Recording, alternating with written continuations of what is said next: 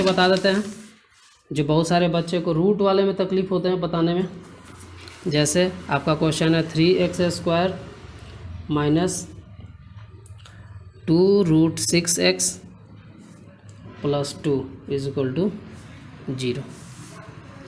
एक चीज़ है यहाँ पे ध्यान देखिए, अगर +2 उधर होता है चाहे ये भी उधर होता है तो पहले आप अरेंज कर लेंगे, आपको बता दिया गया है, यानी ax² plus bx plus c के फॉर्म में अरेंज कर लेंगे तभी आप सॉल्व करेंगे। तो चलिए हम आते हैं, आप दोनों फार्मूला से मैं बता देता हूँ और इसके बाद मैं आगे बढ़ूँगा। तो चलिए क्वेश्चन यहाँ पे a का वैल्यू क्या हो गया 3 हो गया। मैं पहले क्वाड्रेटिक फार्मूला से बता दे रहा हूँ, किस फार्मूला से बता रहा हूँ, पहले क्वाड्रेटिक फार्मूला से, उसके बाद मैं फैक्टराइजेशन से भी बताऊँगा इस क्वेश्चन को। चलिए तो a का वैल्यू 3 हो गया, b का वैल्यू हो गया -2√6 और c का वैल्यू हो गया 2। ठीक है, तो चलिए तो पहले हम क्या बताते सर कि आपको d निकालना होगा, d यानी कि डिस्क्रिमिनेंट निकालना होगा। तो d का फार्मूला क्या हो गया ba² माइनस 4ac। तो b का वैल्यू हो गया -2√6 का होल स्क्वायर है तो whole square minus 4 into a हमारा 3 हो गया इंटू c हमारा क्या हो गया 2 हो गया। अब ये बच्चे कंफ्यूज होते हैं सर इसको कैसे सॉल्व करें। तो देखिए आप नहीं सॉल्व कर पा रहे तो यहाँ पे आप लिख लीजिए -2√6, आप करके देख लेंगे बोर्ड एग्जाम में भी, आपको रफ़ की जगह मिलती है, बगल में रफ़ कर ले अपने से। तो इसको हम 2 बार लिखेंगे क्योंकि स्क्वायर है, तो -2√6 इंटू -2√6। ठीक है, -2√6 इंटू -2√6। तो आप सिंपल से कीजिए, कोई दिक्कत नहीं आपको। -2 इंटू -2 तो क्या हो गया +4, अब इंटू √6 इंटू √6 6। ठीक है, तो ये हो गया 24। तो ये बच्चे ध्यान देंगे, √3 इंटू √3 3 होता है, √4 इंटू √4 4 होता है, √6 इंटू √6 ये सोचो काहे लिखा रहा है सर, क्योंकि ताकि आपको तकलीफ ना हो, कोई बच्चे को कभी कभी दिक्कत आती है इसमें। तो 2 को रूट को जब भी सेम नंबर का रूट को मल्टीप्लाई करते हैं तो रूट ख़त्म हो जाता है और सिर्फ 6 बच जाता है, या 5 बच जाता है, या 4 बच जाता है। तो चलिए तो इसका क्या आया सॉल्व करके 24, तो यहाँ लिख दिया 24 माइनस 4 3 जा 12, 12 2 जा 24। तो देखिए डी का वैल्यू क्या आया 0 आ गया। ठीक है, तो 0 जब वैल्यू आता है तो कैसा रूट होता है मैं आगे आपको बताऊंगा। चलिए अब सर अल्फ़ा निकालना है हमको, तो अल्फ़ा का फॉर्मूला मैंने बताया था -b प्लस √d/2a। उसी तरह बीटा का वैल्यू बताया था मैंने -b माइनस √d/2a। अब फटाफट से आप पुट कर लें -b, तो b का वैल्यू क्या है -2√6। तो देखिए इसके आगे वाला माइनस, अब b के भी आगे माइनस है ना, तो ये -b आप लिखेंगे प्लस √d यानी कि √0 हो गया बाई 2 इंटू a यानी कि 3। तो माइनस माइनस प्लस 2√6 और ये 0 तो ये तो 0 ही हो गया बाई 6 यानी 2√6/6। ठीक है, कोई दिक्कत यहाँ पे नहीं है। चलिए अब उसी तरीके से बीटा का भी वैल्यू निकाल लेते हैं। तो -2√6 माइनस √0/2 इंटू a 2 इंटू 3। तो यहाँ हो गया हमारा 2√6 माइनस 0/6, तो हो गया 2√6/6। आप यहाँ भी आंसर छोड़ सकते हैं और इसके आगे भी आप सॉल्व कर सकते हैं। ठीक है, ऐसा बात नहीं है कि आप नहीं कर सकते। अगर आप छोड़ भी देते हैं तो कोई भी दिक्कत नहीं है, अगर आप काटते हैं तो काट सकते हैं। तो 2/3, 2 का टेबल में 3 बार में, तो क्या आ गया √6/3। इधर भी आ गया मेरा √6/3। अब इसके आगे भी क्वेश्चन सॉल्व किया जा सकता है। तो अगर हम √6 को क्या लिखते हैं, तो √6 को हम लिख सकते हैं, कैसे निकालेंगे, प्राइम फैक्टराइजेशन कर लेंगे, आपको पता होगा 3 3। तो क्या हो जाएगा, रूट में क्या बच गया आपका 2 इंटू 3/3 को हमने बताया ना अभी, √3 इंटू √3 लिख सकते हैं। क्यों, क्योंकि हमको यहाँ देखिए √3 में है, हम अगर कटाना चाहते हैं तो हम कटाने के लिए ये काम करेंगे। तो √3 इंटू √3, तो यहाँ हो गया √2 इंटू √3, बच गया, अलग अलग कर दिए।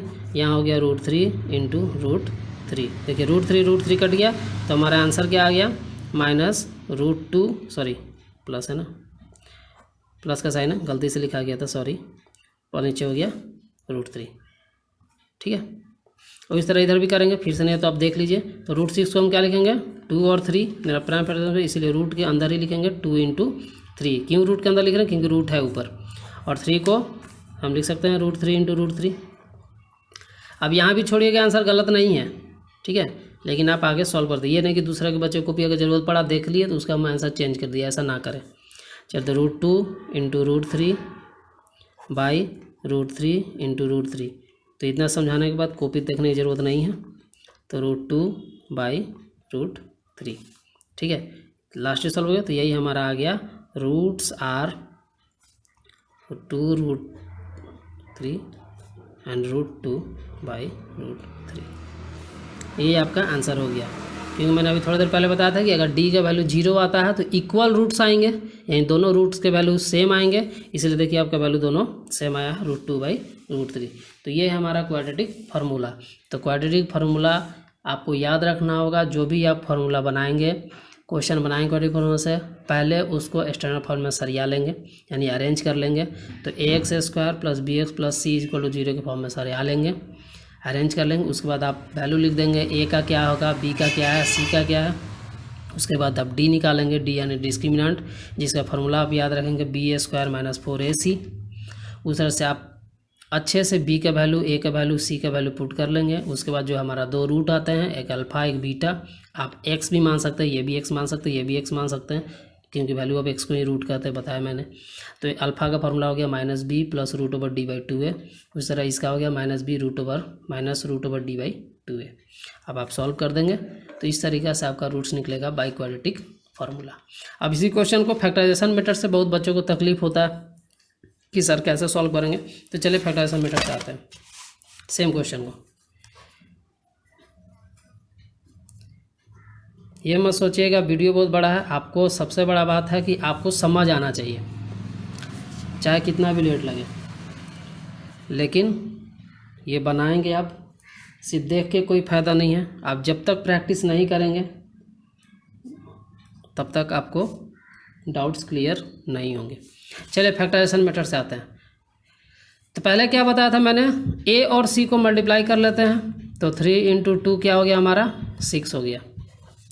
अब 2 नंबर ऐसा लेंगे जिसको मल्टीप्लाई करने से मेरा 6 आए, और प्लस माइनस करके क्या आना चाहिए, -2√6 आना चाहिए। तो सर ये तो बहुत तकलीफ वाला बात हो गया, √6 कैसे आएगा? तो चलिए आएगा। चलिए अगर हम 3 × 2 लेते हैं तो 6 आता है, लेकिन 3 और 2 को प्लस करते हैं तो 6 आता है, माइनस करते हैं तो 1 आता है, जो कि हमको ज़रूरत नहीं है। हमको √6 का ज़रूरत है, 2√6। तो देखिए हम बताए थे अभी √3 × √3 होता है ना 3, उस तरह √5 × √5 होता है ना 5। तो इस तरीक़े से हम क्या √6 × √6 को लिख सकते हैं 6, लिख सकते हैं ना। तो इसलिए यहाँ पे हम पुट कर देंगे, तो √6 और √6 पुट कर दिया मैंने।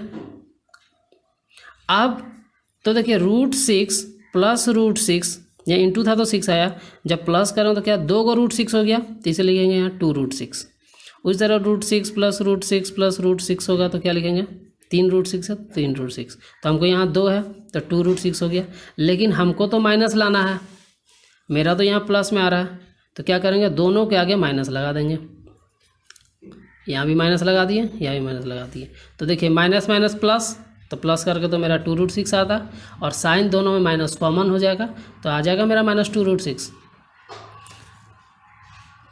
-√6 अगर करते हैं तो माइनस माइनस प्लस, तो एक तो हो गया 2√6 और दोनों माइनस कॉमन है तो माइनस हो गया। चलिए तो यही हमारा क्या आया 3x², तो नंबर लिख देंगे -√6, एक्स वाले थे इसलिए x, यहाँ भी -√6 एक्स वाला था तो x + 2 = 0। आप कॉमन निकाल लेते हैं, इन दोनों में क्या कॉमन है, इन दोनों में क्या कॉमन है। तो अब सर यहाँ तो √6 है, कॉमन लेंगे कैसे? तो कैसे कॉमन लेते हैं, देखिए यहाँ पे देखिए हम 3 को √3 × √3 लिख सकते हैं ना, लिख सकते हैं, और √6 को हम लिख सकते हैं √3 × √2 लिख सकते हैं। तो यहाँ से देखिए इसमें भी √3 है, इसमें भी √3 है, तो देखिए हम क्या √3 कॉमन ले सकते हैं। ले सकते हैं ना। चलिए तो ले लिए हैं, √3 कॉमन ले लिए, दोनों में x कॉमन है, x कॉमन हो गया। तो अब यहाँ क्या बच गया, इस 3 में 2 को √3 था तो एक √3 मैंने कॉमन ले लिया, तो यहाँ एक √3 बच गया।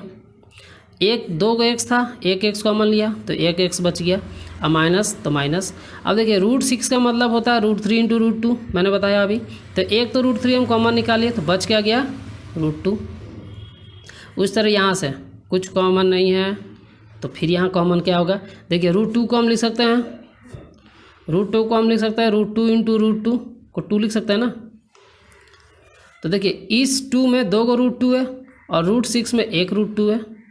देखिए यहाँ से √2 और यहाँ से √2 कॉमन ले लिए तो √2 कॉमन हो गया।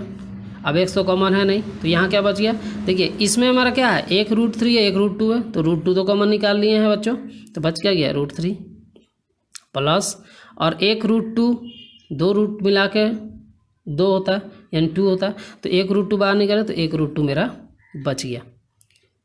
अब यहाँ देखिए दिक्कत क्या कर दी, माइनस कॉमन लिए तो यहाँ माइनस तो प्लस हो गया और यहाँ प्लस था तो यहाँ माइनस हो गया। सॉरी बच्चों इसके गलती के लिए, तो माइनस क्या है यहाँ प्लस हो गया, minus minus minus plus minus.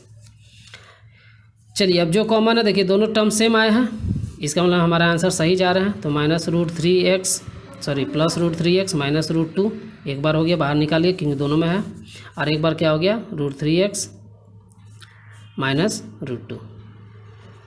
देखिए इस तरह से हमारा फैक्टराइज हो गया, 2 रूट आप निकाल सकते हैं। अब √3 माइनस √2 इज इक्वल टू 0, उसी तरह √3x minus √2 is equal to 0।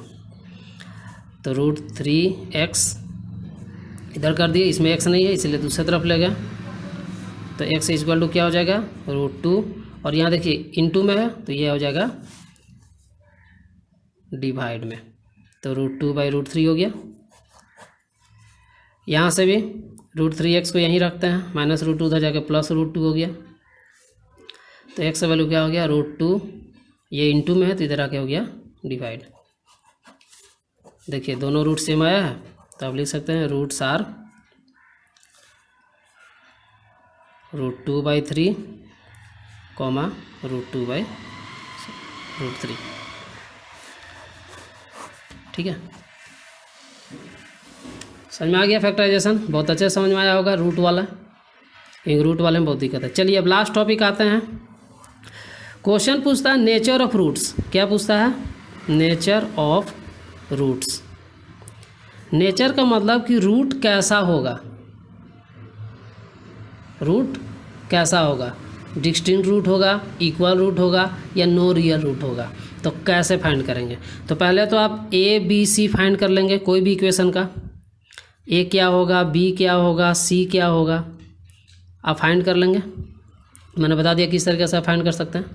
उसके बाद हम क्या निकालेंगे, डी निकालेंगे यानी डिस्क्रिमिनेंट निकालेंगे।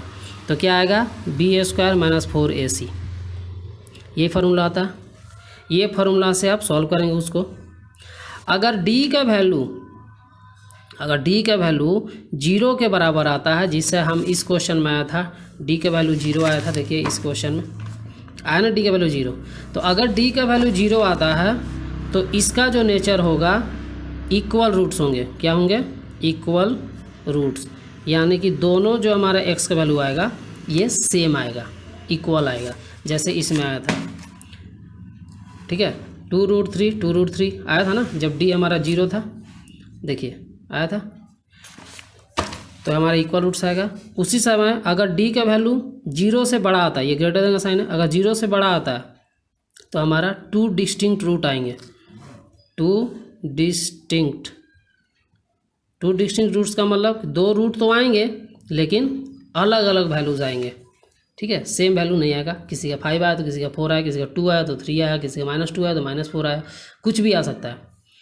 चलिए अब नेक्स्ट, अगर d का वैल्यू लेस देन 0 होता है तो लेस देन 0 का मतलब क्या होता है बच्चों, लेस देन का मतलब होता है माइनस में। इसका मतलब d का वैल्यू अगर माइनस में आता है तो नो रियल रूट एग्जिस्ट, आपको रियल रूट एग्जिस्ट नहीं करेगा, तो आप वहीं पे लिख देंगे कि d का वैल्यू माइनस हमारा आया है, इसका मतलब वहाँ पे क्या लिख देंगे, नो रियल रूट एग्जिस्ट, और आपको रूट्स फाइंड करने का कोई ज़रूरत नहीं है। ठीक है, तो यहाँ तक मुझे अब बच्चों समझ में आ गया होगा आपको।